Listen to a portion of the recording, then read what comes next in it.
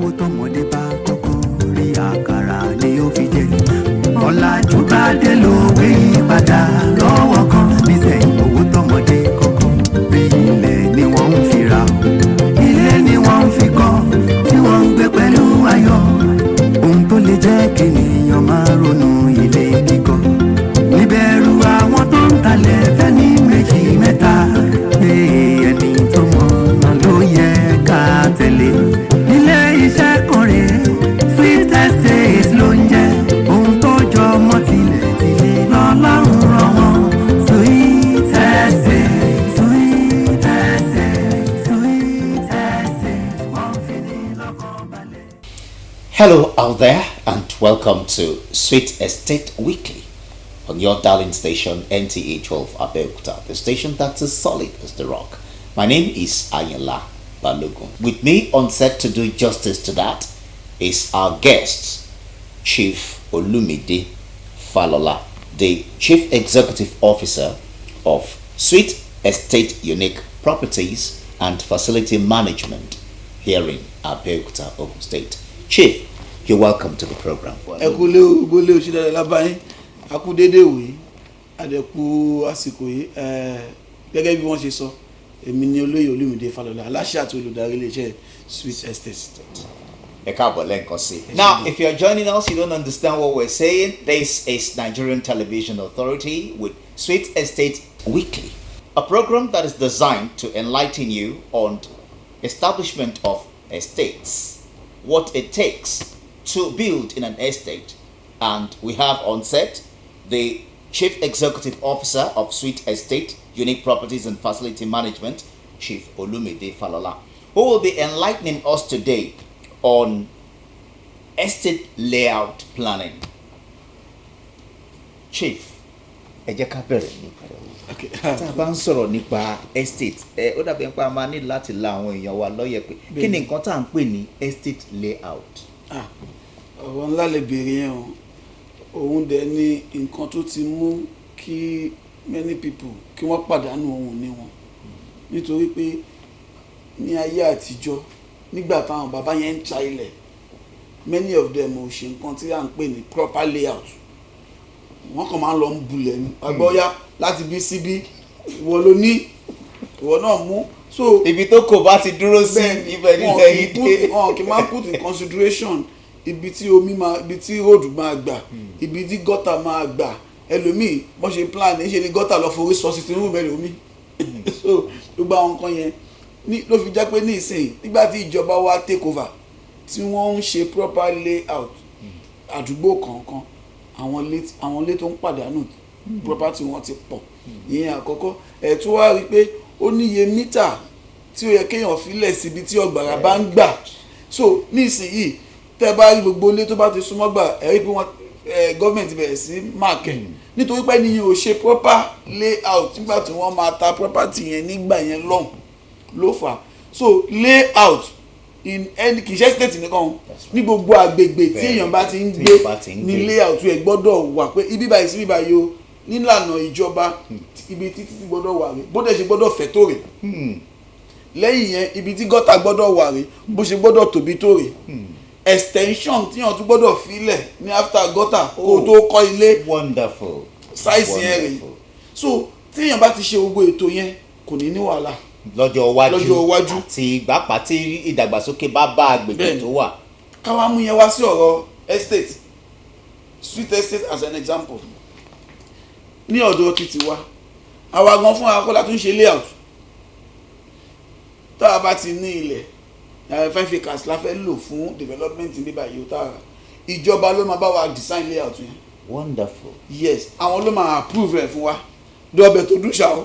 Owó ló bá bẹ́ẹ̀ ni a lọ bẹ́ẹ̀. Ìjọba ò ní ṣe fún wa lọ́fẹ̀ẹ́ o. A lọ bẹ́ẹ̀ yá ìbọ̀. Bọ̀ èyí tó ṣe kókó jù ni pé ìjọba ló máa ṣe fún wa. So tí wọ́n bá dẹ̀ ti ṣe àwa máa wá okay fine wọ́n á design ẹ̀ wọ́n á approve ẹ̀. Ìgbà yẹn làwa ṣe máa fún àwọn èèyàn ní portion ilẹ̀ oníkálukú wọn. Nǹkan tó ń pè ní proper layout nìyẹn. Ẹ ṣe ẹ kú ohun. In that proper layout that we are talking about, what utilities and infrastructure do you consider? Yes. When planning your estate, what are those utilities and infrastructure that you consider? Ní ọ̀dọ̀ government tí wọ́n bá fẹ́ approve ilẹ̀ on a proper layout wọ́n máa wo size ilẹ̀ yẹn tó bá ti tó yẹ acres of land kan school gbọ́dọ̀ wà ńbẹ̀. Oh, wonderful. Police post at least ó gbọ́dọ̀ wà ńbẹ̀, gutter gbọ́dọ̀ wà ńbẹ̀, fence ibi tó gbọ́dọ̀ wà, electricity ó gbọ́dọ̀ wà ńbẹ̀ ibi tó máa dúró sí. Ìyẹn ló ń pè ní proper layout. Ṣé layout yẹn it comprises of almost everything that you need to have in a given estate. Ṣé ìta bá dẹ̀ pé estate, what is the definition of estate? Kí là ń pè ní estate? Kò mí pé bóyá àwa táǹtà ilẹ̀ tá a jẹ́ developer nìkan la ń ṣe estate. Ibi tí èèyàn méjì mẹ́ta mẹ́rin bá ti wà ó ti di estate. Nǹkan tí estate dẹ̀ mean ni wípé ibi tí gbogbo yín lọ ń kọ́lé sí yìí o ẹ gbọ́dọ̀ put everything in proper consideration.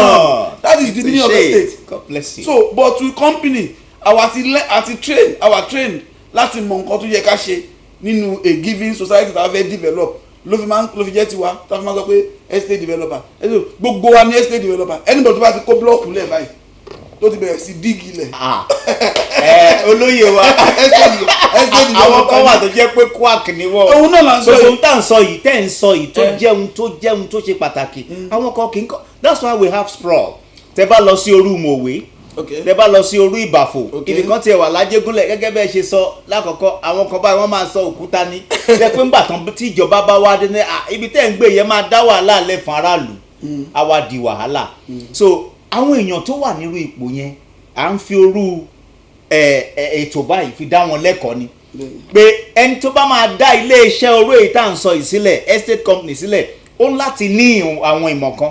Mo mọ̀ pé ńgbà tẹ́ fẹ́ gba ìwé àṣẹ lọ́wọ́ ìjọba wọn kọ́kọ́ béèrè pé kílẹ̀ mọ̀ nípa estate.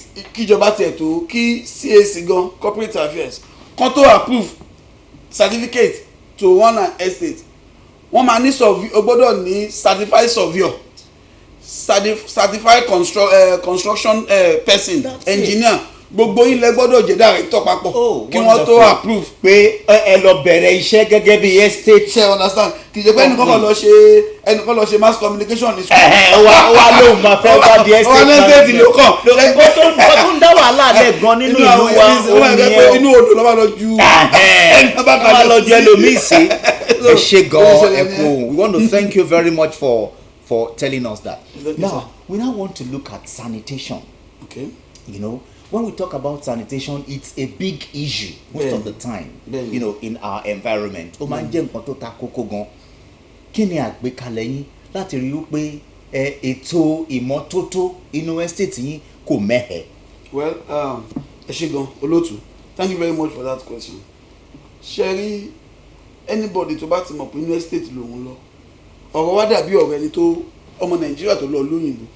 Ṣé rí tó bá ti wọnú plane báyìí orientation ti yàtọ̀ ó tún mọ̀ pé ibi tóun lọ yìí o wọn kì í ṣe dọ̀tí ń bẹ̀ ibi tóun lọ yìí tóun bá fẹ́ wọ train o òun gbọ́dọ̀ tó ní orientation will change immediately. tó bá fẹ́ gbẹ́ latrine òun gbọ́dọ̀ gba irú ibẹ̀ yẹn o ò lè bypass anything so ó ti ń ṣẹlẹ̀ nínú àwọn estate especially street estate kó o tó dé ọ̀dọ̀ wa ló ti máa mú àwọn policy tí àwa gbé kalẹ̀ wípé ibi tí mo ti ń bọ̀ àti ibi tí mo ṣe lọ ralẹ̀ sí tí mo ṣe kọ́lé sí ìyàtọ̀ tí wa o hàn kì í ṣe dọ̀tí. pápá àwọn ìyá lọ́jà àwọn bàbá lọ́jà wa. pé tó bá ṣe ń bọ̀ látọjà tó bá ti fẹ́ wọnú estate ó ti mọ̀ pé ibi tóun fẹ́ wọ̀ yìí kì í ṣe bí dọ̀tí nǹkan máa ń ní tì mí báyìí ní because orí àwọn táwọn jọ ń gbé ní ẹlòmíì ṣe máa ń sọ fún wa pé òun ò lè kọ́lé síbòmí ju ní estate ẹ mọ reason àkọ́kọ́ ni pé kò fẹ́ wà láàmú onílẹ̀ kò bí ẹ stop iṣẹ́ nìkan reason ẹ̀kejì náà ju ó tún mọ̀ pé inú estate máa ń clean sanitation bẹ̀ ó ní policy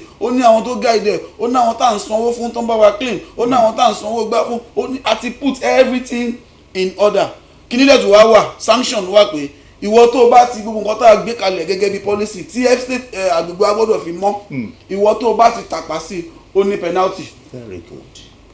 You understand? So we have been able at Sweet Estate ẹ jẹ́ kí n sọ tiwa because a lè má mọ bó ṣe rí níbòmíì tó kí n má sọ̀rọ̀ fún bọ́ lọ́dọ̀ ti ti wá o tó jẹ́ Sweet Estate tó àwa ti put gbogbo nǹkan in order to the aspect of sanitation, electricity, road, a proper layout by the government. In fact alórúkọ kò síbi tá a nílẹ̀ sí ti gọ́ọ̀mẹ̀ntì ò mọ̀ ní Sweet Estate wọ́n dẹ̀ máa wá bẹ̀ ìwé ilé ìdá ìtọ́yẹ́pà ti gbà àsọ fún wọn pé àti gbé lóyè o ìta bá ṣe ìṣe lọ́wọ́ àsọ fún wọn pé eléyìí là ń ṣe lọ́wọ́ ìta gbára ọba ìtí ìgbé ẹjọ́ eléyìí agbára ìtí ìgbé tó yẹ pé owó kékeré kọ́ ni a máa ń san bọ́ à ń gbìyànjú láti make sure pé at Sweet Estate gbogbo ìwé tó yẹ ká gbà lọ́dọ̀ ti ìjọba tí a fi ń wà ní number 1 because ṣé rí ọ̀rọ̀ ilẹ̀ títà àti Sweet Estate níṣe ni Ọlọ́run gbé Abẹ́òkúta lé wa lọ́wọ́ tọ́ máa ń dárúkọ estate àwọn tó ní owó tó lórúkọ ju estate wà lọ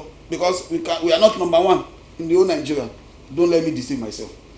àwọn kan wà tó ti wà ń bẹ̀ káà tó bẹ̀rẹ̀ àwọn kan wà tó ṣe jù wá lọ àwa náà ń bọ̀ ni àwa náà ti ṣe jù àwọn kan lọ bẹ́ẹ̀ làwọn náà ń wo àwọn kan ní iwájú ṣé ẹ ráwọn táwọn iwájú yẹn lẹ́kọ̀ọ́ l'Àbújá ń ṣe lọ́wọ́ iwájú l'Abẹ́òkúta ní Abẹ́òkúta yìí Sweet Estate is number 1. torí wípé ìyàtọ̀ wà nínú approach yín. bẹ́ẹ̀ni ẹ kì í fún yín ní idea kan tẹ́ ẹ̀ sanwó fún àtàwọn ará ilé tó yẹ pé ó máa wúlò fún wọn ó máa wúlò fún wọn ṣe rí anything tí yẹn bá fẹ́ ṣe láyé àwọn kan ti ń ṣe kó tó pọ̀ ẹ̀ even nǹkan tó bíyàn làwọn kan ti ń ṣe so ìwọ ló máa wá master ẹ̀ pé nǹkan tí mo fẹ́ bẹ̀rẹ̀ tí èrò pọ̀ nínú ẹ̀ báwo lèmi ṣe lè ṣe tèmi tó máa yàtọ̀ láti tayọ. ìyẹn ló gbọ́dọ̀ jẹ́ number 1 thing ẹnìkan ló kọ́ ń ta mọ́ínmọ́ín kẹ́nìkan tó bẹ̀rẹ̀ sí fẹ̀yìn sí tiẹ̀ àbí bẹ́ẹ̀ni ẹnìkan ló kọ́ ń ta buns kẹ́nìkan tó bẹ̀rẹ̀ sí fẹ̀yìn sínú buns sí tiẹ̀ àwọn kan ló ń ṣe pop-up kẹ́nìkan tó bẹ̀rẹ̀ sí fi atayẹ́rí yẹrí sí tiẹ̀ abẹ́ẹ̀ni pop-up aláta àwọn kan ló ń talẹ̀ kí túnṣe tó bẹ̀rẹ̀ sí gba 3,000 lọ́wọ́ àwọn èèyàn àwọn kan ló ń talẹ̀ tó jẹ́ pé ilẹ̀ títí wọn their land ó máa ń fún àwọn ọmọ onílẹ̀ máa ń dà wọ́n láàmú àwọn gọ́ọ̀mẹ̀ntì àkóso ta kí túnṣe tó dé pé kí ni problem tí àwọn èèyàn máa ń ní nínú ọ̀rọ̀ ilẹ̀ nígbà tá a máa identify ẹ̀ mẹ́ta péré ni ló ṣe gbòógì jù wàhálà ọmọ onílẹ̀ wàhálà ìjọba kéèyàn ra ilẹ̀ lọ́wọ́ ọmọ onílẹ̀ kó má sanwó tán kó dẹ̀ ti tà tán kó wá sá lọ kí àwọn ọmọ onílẹ̀ abẹ́rẹ́ sí disturb àwọn customer ṣé rí nǹkan tó bá fi lè mú estate company gbogbo nǹkan tó kù kékeré dẹ̀ ni tó bá ti lè find solution sí mẹ́tẹ̀ẹ̀ta tí mo dárúkọ yìí wípé tó bá ra ilẹ̀ lọ́dọ̀ tí wá o kò sí ní government acquisition o àwa máa sanwó àwọn ọmọ onílẹ̀ títí wa pé pérépéré ìkẹta wa àti ṣé òun wọ̀kọ́ débi pé tó bá ń lọ ń kọ́ ilé ẹ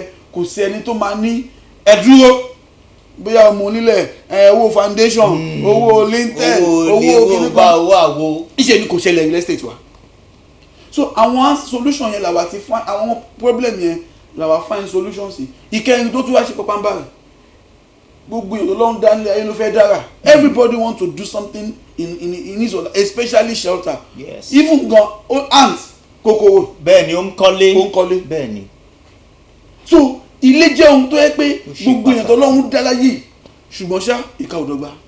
thank you very much a máa rí yín bá chief ẹ kó hùn. tó ẹ̀yin èèyàn wa nílé mbóhùn ní ká jọ̀ràn pẹ́lẹ́nu òǹfà ọ̀nà fún òun náà ni ò jẹ́ níbí ni àrímọ lónìí lórí ètò yìí ṣùgbọ́n nítorí àkókò wa ẹ máa pàdé wa ní ọ̀sẹ̀ tó ń bọ̀ nígbà tí a ó máa tẹ̀síwájú lórí àkòrí wa títí ọ̀sẹ̀ tó ń bọ̀ orúkọ tèmi ni Àyìnlá Balógun ó dìgbà. láyé àtijọ́ àwọn àgbà ni wọ́n ń pòwe owó tọmọdé bá kọ́kọ́ rí àkàrà ni ó fi jẹ ọ̀làjú bá dé lówe yí padà lọ́wọ́